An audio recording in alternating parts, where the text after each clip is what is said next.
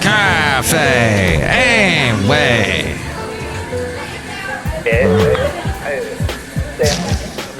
Mike's Daily Podcast. Hello, everybody. Welcome to Mike's Matthews Show. It's called the Podcast Mike Show, and it's called 2432. Mike's Daily Podcast. 2432. How are you? I am good. How about you? It's good to rhyme a word, even though it's the same one. You don't like the song that I'm singing. Why not? Do you like songs that got actual good words to them? Or do you even care? Mike's Daily Podcast. Is auto-tuning your thing? What is it? Tell me. Because today's podcast Mike's requires your Daily involvement Podcast. at 336mm Daily. Yeah! Now, I know the last podcast I did was on Sunday. I know. And today is Thursday. And 3 whole days went by that I didn't do a podcast. And I'm sorry because I'm Canadian. I'm sorry. But the fact of the matter is I had lots to do. And sometimes I come home and the last thing I want to do is record this very important podcast that has music underneath me. That's, you know what? That's not easy to do if you don't know what you're doing. You have to know a little bit of this and that. And I know a little bit of this and that. And that's why I do that on the podcast. And I've been doing so for 2,432 podcasts. Which, by the way, did we even remember the anniversary date? This podcast began May the 7th. 2012, and I have completely forgotten the 10-year anniversary. No, 2011. The 11-year anniversary of the podcast was last week, I guess. When was the 7th? So, it was last Saturday, I think. So I got distracted, things going on. It's tough. But you know what? You don't care. I know you don't care. Honey Badger don't care, and that's the important thing. All right, we're going to talk about getting out and exploring. And here's today's podcast picture. The wild blue yonder. What do you even call these plants? What do you call these plants with the big petals and they look a little like horns and they're pretty neat, like you play like a trumpet or a horn or a ricola or something. That's what the plant is. See it at MikesDailyPodcast.com and then tell me what it is. In any of the social media that I'm on, you can tell me, comment. Or you can call me at 336mm Daily, or you can text 336mm Daily, or you can even email me, MikesDailyPodcast@gmail.com. The late, great Basil the Boxer now. I saw somebody who used to watch me walk Basil all the time, and he's like, how's Basil doing? Wow. I know, Basil. It's like, hey, everybody, pay attention. Listen to the podcast once in a while. You'll know what happened. Anyway, so I told him, and he was like, oh, I'm sorry. The late, great Basil the Boxer, everybody. All right. So since the pandemic started, recreation vehicles, or RVs, that's what RV stands for. RVs, those big old monster hog. Not as in a motorcycle hog, but the big, they hog up the road. That travel has taken the spotlight as the ultimate vacation, the RV. For myself, I do not like driving vehicles that big. Now, maybe that's your thing. And it's no sweat, no problem. But I grew up in a family where we constantly had vehicle problems. My lovely lady friend talked to me today and said, hey, what is this thing with guys and their dads working on cars? I said, that was not a thing with my dad and I.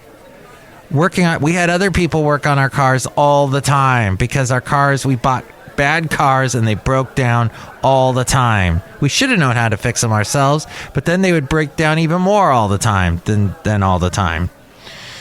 But RV rentals and sales soared because of the pandemic. There was a huge rise. And let's see. Families found RV travel a way to hit the road and get away safely on their own during the pandemic.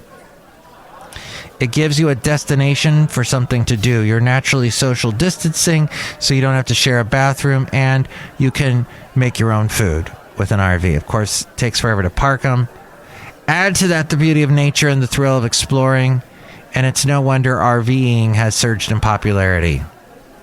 If the idea of rolling down the road in a home on wheels appeals to you, there are some important considerations. You need to plan and prepare. That's the key to any trip, but especially even as COVID wanes, which it's not really waning at all. I have had now, so I went the whole pandemic, never heard of anybody getting COVID. And now in the past month, I've known 2 people that I work closely with that had COVID.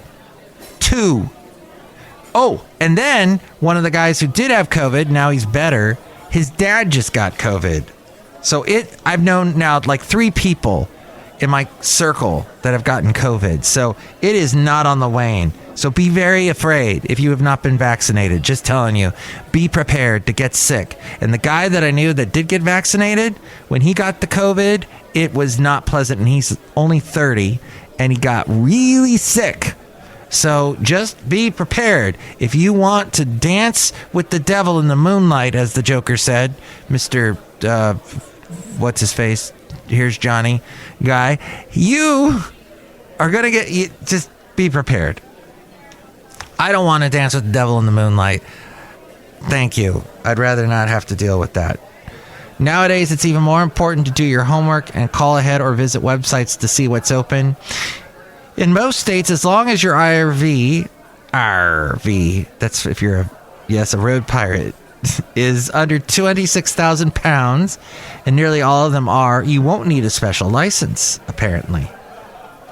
The RV dealer where you buy or rent the vehicle should provide you some initial driving guidance.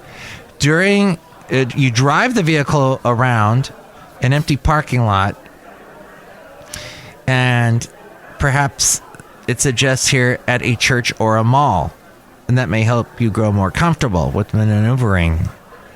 When you get further instructions, you can go to places like rvbasictraining.com or rvschool.com for RV driving in different locations. As we go outside a cafe anyway, we're bringing Mike's Daily Podcast somewhere in Podcastro Valley. Look at all the RVs out here in the parking lot and everything. With all the people and the parking and the RVs. I took a day off yesterday, and this is what I did. I watched, I got to find a YouTube channel that has people that drive RVs around. I've been watching this one guy called Island Hopper, and he goes everywhere, and he goes to not only towns across the U.S. and like maybe not famous ones, maybe not like your typical go-to destinations. He goes to like Boise, Idaho, or what's that, Cartagena or Cara something, Idaho. I forget what it is. And then he goes down to South America. He goes over to Europe. He goes everywhere. He takes his camera. Usually doesn't film himself. He just films the surroundings and the settings and the things that he learns. And I love that stuff. So I spent my whole day off just enjoying that. Whether you're staying close to home or crossing the country, you'll want to make sure your RV is ready for travel. Having a mechanic who's familiar with RVs look over the vehicle can be helpful. Check the engine fluid levels, belts, hoses. Test the lights to ensure they all work, including the turn signals, license plate light. Keep anything on the roof tightly secured, along with the compartment doors and everything inside the RV. If you'll be towing another car during the trip, what is the matter with you? Then make sure the vehicles are equipped with proper hitch systems and that the RV can handle the extra load. You can install a base plate and electrical hookups so they can be towed with all 4 wheels down. I'm not sure what that means. Check the tires for correct air pressure and look for any cuts or gashes. Also check the tires' manufacture date. Tires older than 5 years can be a real hazard on the road and cause blowouts. There are RV campgrounds. RV parks can be paved, and the campsites are usually closer together than those at public campgrounds. Still, the amenities of an RV park can be quite accommodating. You'll usually find hookups for electricity, water, and sewer in these parks. Also, access to Wi-Fi, although the connection may be slow. A laundry room, a camp store, sometimes a pool or sports courts. The RV park typically offers enough conveniences to smooth over bumps that arise. An RV park might be closer to stores in case you forgot something. And if you're thinking about camping, you'll find two main options: public campgrounds and private campgrounds. Public campgrounds can be found in places like state and national parks. They tend to be in rural settings and be near hiking trails or lakes. Privately owned RV parks and campgrounds are often not as remote as public campgrounds. So I guess they're suggesting not as good, maybe.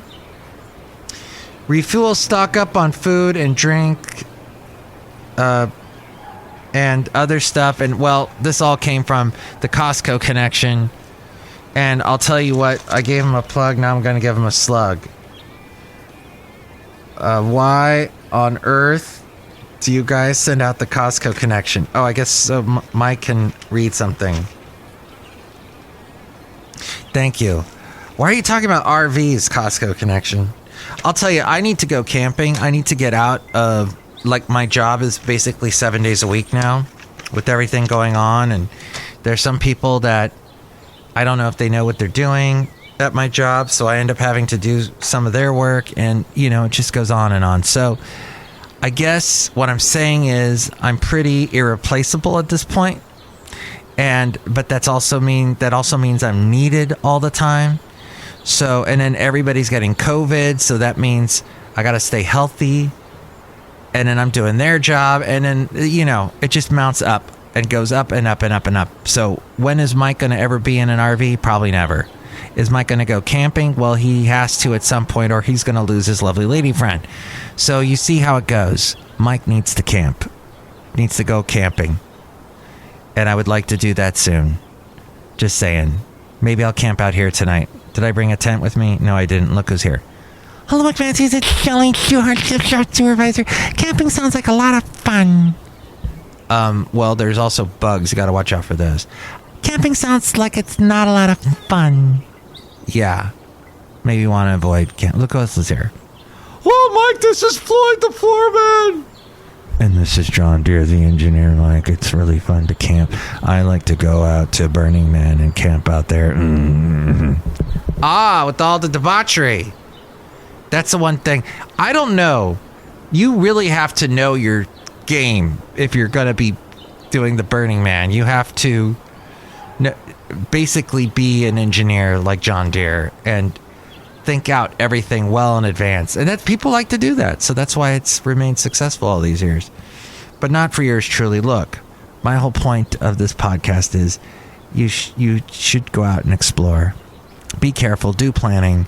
Check your car tires. Check ahead of the time. If you're not as lucky as some people that got to know cars inside and out because their dads or their moms or whoever it was that taught them all about it, kudos to you that you know. And if you don't, then find a good mechanic that you trust. That's one other thing. I could never find a mechanic that I could trust. And the interesting thing now is I'm friends with a mechanic who's retired, so he can't fix anything because he's retired. Mike, just go find somebody to fix it. But this is what's wrong. At any rate, the point of this podcast is that I had to do one because I was obligated by the work furlough program, but then also because I missed you. And I know you don't exist because nobody listens to this podcast. It is the only podcast with absolutely no listeners whatsoever. But a tree does fall in the forest despite the fact no one hears it fall. And you did listen to the podcast even though you didn't listen. And thank you for not being a listener. But if you would like to chime in, if you would like to be a wind chime or a wind catcher or whatever you want to be, 336MM Daily, 3 plus 3 equals 6. MM is in Mike Matthews. Daily isn't what this podcast has been not this week. Call now, 336MM Daily. But I will try. Maybe not tomorrow. Tomorrow's going to be pretty busy.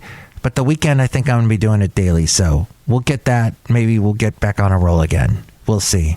But with more on all the ways to contact me and ways to give your 2 cents about traveling this great land, it's A-Frame. Oh, and the next podcast, sorry, A-Frame, I did not let you talk. The next podcast will have the wonderful, let's see, we have Benita, the Disgruntled Fiddle Player, and the Brewmaster. How's that? Mike's Daily Podcast is written and produced and performed by Mike Matthews. His podcast is super easy to find. Download or listen to his show and read his blog at MikesDailyPodcast.com. Email Mike now at MikesDailyPodcast@gmail.com. See you tomorrow. Bye!